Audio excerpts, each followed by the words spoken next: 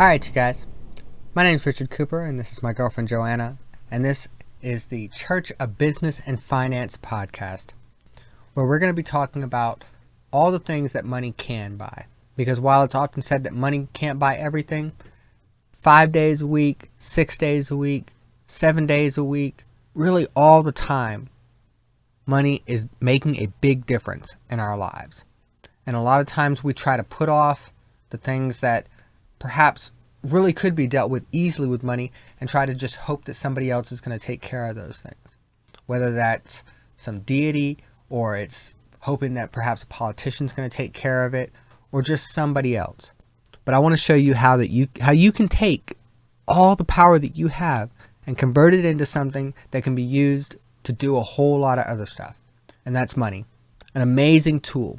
It's not going to be about how much you can love money and how we have to pray to money or a little golden calf, anything like that.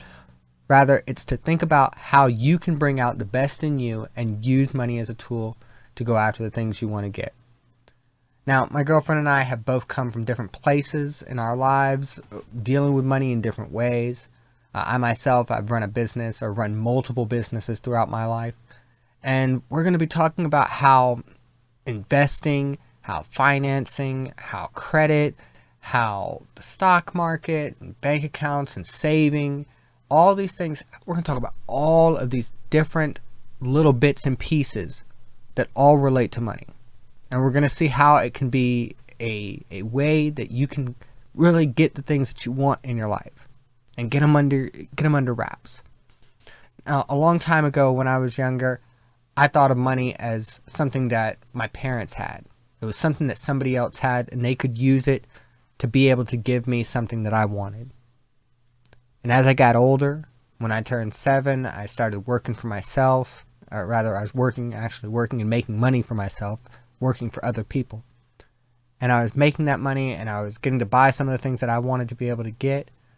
And I didn't think about it then, but it was changing my life. And throughout my life, I've learned, over decades, how I can make money and how I can use that money in ways that I hadn't even considered. Because at one point, all I thought about was money, money, money, can buy things, buy things, buy things. But now I realize that money can build things. Money can be a shortcut so that I can get things that I never could work for and get in some other way. Money makes things possible that I would have never thought were possible. And in fact, our whole economy is built off of this great tool, money. Instead of us just taking stuff from each other or thinking of pillaging or someone just having to own something, we're able to, or just even just to barter and trade little things. We're able to use this money as a way for us to kind of pivot from one thing to the next. Now, we'll get deeper into my past as well, but for my girlfriend here, Joanna, what's been your experience with money? Well, I feel like I was raised like everybody else in public school and just kind of pushed along with the current of what they wanted to teach us. And I feel like I never really learned about money. I feel like I am a new investor. I don't have a whole lot of experience doing business or thinking of myself as a business when I was growing up or as a teen or in my 20s. So all of this is a relatively new concept. Well, I've been teaching you about this stuff for a little while. What would you say? So when I met you like 3 years ago, like you blew my mind. Just like the way that you approach life and how you showed me how to like gain value within myself by building out a skill set and how to gain confidence in myself by doing things and failing. So just that like repetitive nature of like getting out there and doing things has really changed my mindset. You know, I have more of like a growth mindset. I want to be able to learn things and do more stuff for sure. Would you say that for the things that I've talked to you about, would you say that I've just compounded and continued to say, hey, you know what, money's the end all goal, money is the thing that you want to have, money's the... That's funny because like you don't really care about money. Like, like you don't chase after money. And I know like a lot of people, it's all they care about. And for you, your main thing is just like the economy, really, like people. Like your main thing, your like focus is like other people. And you know a lot about things that a lot of people think they know a lot about, but they really don't. Well, And I feel like I was part of that group for a long time until, you were able to kind of change my mind about a lot of things. well, I mean, the thing is, for me, I felt like a lot of other people too, because I went to mostly public school throughout my life, and we didn't really talk about money as much as I think people should talk about money. And it's not because money is the most important thing. Like you said, I'm not just obsessed with money. I like to be able to use money. I want to take my money and turn it into more money. But then most of the time, I'm trying to spend my time doing things like hanging out with my girlfriend, or Going out to trying, eat. yeah, or building something. As an artist myself, I'm always working on new projects and stuff like that. Money is just a portion of my life. It's not the main driving force in my life. It's just something that I've learned to use over the years. And it's important to realize that learning how to use it makes it a whole lot easier to understand. The first time I drove a car, I remember watching my parents drive me places. And I'm sitting in the back seat, literally watching them drive places. And to me, it seemed like it was pretty easy what they were doing. But they were just kind of going places and doing stuff. So when I asked my mom hey, can you drive me here? I never thought about, oh, well, there's weather conditions. Oh, there's gas that's got to get paid for. Yeah. Oh, there's, you can't go there at this time because of traffic. I didn't realize stuff like that. But the same realization that can come with becoming a young driver, like you start learning, oh, man, there's a lot of stuff to do. Like the first time I was driving, I didn't drive a clutch at first, but I had to realize that you can't have both feet on the pedals and one foot is gas and the other is the brake. And then I'm doing this and I'm looking at this mirror, and it seemed like a lot to take in. And then I still didn't realize it until later, where you got traffic. Still today, I look at traffic and I think to myself sometimes, I'm like, these people are crazy. These people are crazy. Really bad drivers here, know? especially in Vegas. But that's how money is. Money is a concept and a tool that we can use. Cars can hurt people. Money can be hurtful to people as well. You can misuse a car, you can misuse money. And when you don't have a car, you look at someone who has a car and you think, I wish I had that car. Why? Is it because you really want to have the car, or do you want to have the things that the car gives you access to? And the same thing is with money. I don't want to have a big pile of money that I can just go swim and play in and stuff. I want to be able to have the things that money can bring to me and that money can make possible. And this is something I've learned over time by running businesses and by earning a paycheck, by paying taxes, by not paying taxes when I realize that there's ways to not pay them. Because the thing is, I can do with my money things that other people probably wouldn't. And if you gave everybody in the whole world $100, if everybody had $100, I'm talking about you took away all the money from everybody else and everybody got $100, within a week, that $100 difference would have changed, or that $100 equity where everybody has the same would have changed very quickly because of what people do with that money. Some people would invest that money into something and come back with 200. Other people are going to take that money and spend it and have nothing left within a day. And those people that had $200 after doubling their money, well, if they go and they do the same thing and double it again, they're going to have 400. And that person that had zero, because they're out of money, is still going to be out of money. Poverty can only go so low. You can only be you start out at nothing, and we all start out with nothing. But we get to grow a little bit. Maybe we get to inherit a little bit from our parents, and whether that be in money or dollars, that stuff can go so quickly, or it can multiply very quickly. I've seen people who are multimillionaires and their parents were poor. I've watched people that had multimillionaire parents and they can't run a business to save their life. It all matters what you do with this money and how you understand how to deal with it, along with finance, business, how to understand how that fits into an economy, how that relates to capitalism or socialism, how it relates to the legislation that gets passed in Congress or in your country if you're not here in the U.S. Money is something we can use to make our lives better. And if we learn to understand it, then after a while, we're no longer chasing after money. And instead, we're chasing after how to increase our value. And that's what I really want to teach you guys how to deal with. How to deal with the value of yourself, how to understand the value of others, how to increase and move that value around. Because some people are going to tell you that this is how much you're worth. They're going to tell you you're worth $7.25, you're worth $7.50, you're worth $15. You're worth minimum wage. You're worth $20. You're worth more than this. They might say you're worth more than somebody else. But I want you to understand that they're misunderstanding everything. It's not you that changes the value. It's the value of your work, the value of your knowledge, the value of your effort. And that value is very changeable. And it can change all the time. And it's going to change based on how different people have a perspective to see it.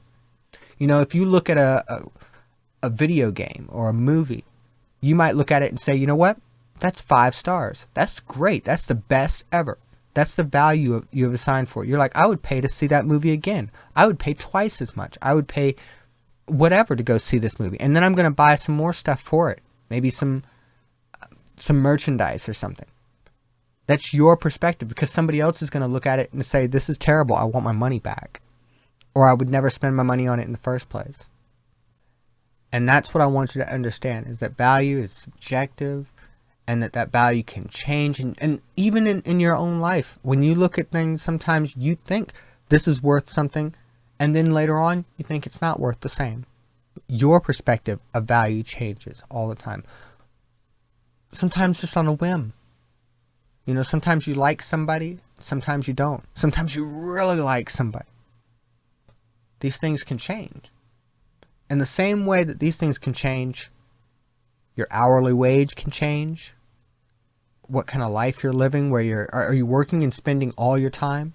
Because don't misunderstand me here. Your value and the value of the things around you, this is up to you.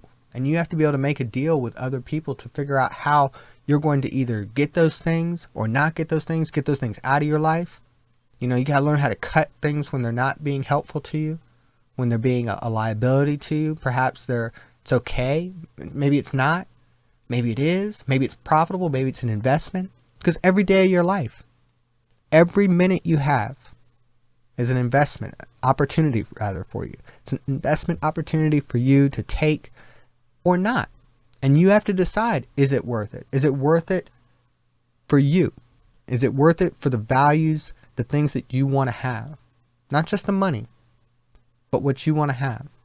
You know, to some people, they want to have a great big house, and they want to have horses. They want to have, blue skies, and then they want to have snow in the winter. And that's what they want to have. While somebody else is perfectly content having no home at all and traveling the world. And anybody is wrong to think that value is just objective. This is how much something costs because this is how much something costs. And this great free market, it's not just about a free market because everything is free. It's free because the individuals within it are free to make their own determinations on what they believe something is worth, or if it's something's worth their time to do. And I'm going to help to hopefully allow you to understand these things a little better. And that's what we're going to talk about on these different shows. All right, so we're going to go ahead and get into it here a little bit more. Joanna, what would you say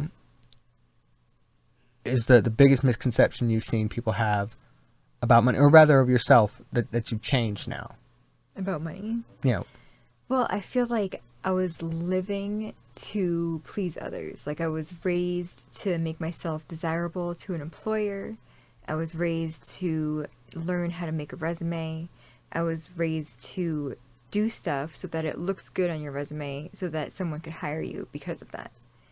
And that's kind of like the funnel that I went down, was just like the mainstream, go to school and then get a job. So after I met you and, you kind of showed me that I don't have to be employed by an employer to make money. Like, I can do it other ways. I can learn a skill like photography or videography and contract those skills out to people who need photos, to people who need video, and, set my price, like a competitive price. And, something I want to mention here is that it's not necessarily wrong that you have a job, but it might be wrong to think that you're stuck at a job or that you're stuck at a certain wage until somebody else says that you're worth more. To support efforts we make through the Church of Business and Finance to minister education to people on our gospel evaluation and the blessings from just and wise investing, we invite you to make a voluntary exchange with us directly or at one of our partners' sites or marketplaces. A portion of profits from sales through www.sagev, that's www.sagev.com, of all ethically sourced and high-quality goods and clothing for a wide variety of people will benefit us, as well as 100% of direct donations. We want to save people from being debt slaves, to realize gains on their true potential earnings, and provide options to those who have broken support, fighting to push through the resistance of the world so that the poor can profit and charity can increase. Help us shine our light a little bit brighter into the darkness. Your dollars are like oil for our lamps. Thank you for your time. Also remember to like and subscribe. Or that you are able to get a different job and that you're just going to have to be stuck at one job. That this is where you are, this is where you have to be. Jobs aren't necessarily a bad thing, but if you feel like they're constraining you, I want to show you have some options. And learning, I don't know many people who go to a job they don't like that aren't there because they get paid for it. I want to see people that do that. Maybe they go to a job that they love. But in that case, they're not sitting there and worried so much about the money because they must be happy enough with the money. Otherwise, they should be doing something else. And if they're not happy and they're, again, at a job they're not happy with, because if you're not happy with your money, that's part of your job you're not happy with. And that means that you're having some sort of investment with your time and you're not enjoying what you're getting back out of it. You see, a lot of people nowadays are taught that they have to do it this way and that this is the only way they can do it, and that if they don't like it, that they don't have other options. But I'm going to tell you something. You start out with a plethora of options in life, and over time, these options get to be smaller and smaller. There's less and less options. And one day, you're not going to have any more options because maybe you're too old. Maybe you're too tired. Maybe you didn't do something when you were young enough. Maybe your health is starting to creep in on you. Maybe your skill set, and your learning ability isn't up there anymore, and you can't do stuff. And so, after time, maybe you got kids and a family, and they depend on you, and you have to go to this other job. These options are going to get smaller and smaller. So I want to show you how to learn to take what you have, because what you have right now is what's called capital. Your capital is what you have today. All right, it's your net worth, what you have in total. And this is not just your money. People will tell you it's just your money, but they're wrong. It's not just your money, because all of that money originally started out as somebody's time. Somebody traded their time to get that money. And you have to be able to think of how you can take your capital, invest it into tomorrow, and act like maybe you're going to be around tomorrow. Some people are all about trying to prepare you for the next life. I want to try to help prepare you for tomorrow, because you might be here. It's a gamble, and you might not wake up tomorrow. But if you do, financial planning, understanding of money, understanding of business will make your life so much better. So, I'm going to end out this show here for today. But the next time that we get on here, we're going to start to delve into financial lives. Both of our financial lives, and hopefully we can answer some questions for you guys as we start to build this out. You can leave that kind of stuff in the comment section down below. Just put down there what you want to hear about. If it's got to do with money, if it has to do with business or finance, credit, all these types of things, let's talk about it. All right? Because I promise you, most of your problems, most of them most likely, can get fixed with money. and understanding how to deal with that money is going to make it so it's not just something that's easy, but kind of fun. Alright? So, we'll see you next time. Much love.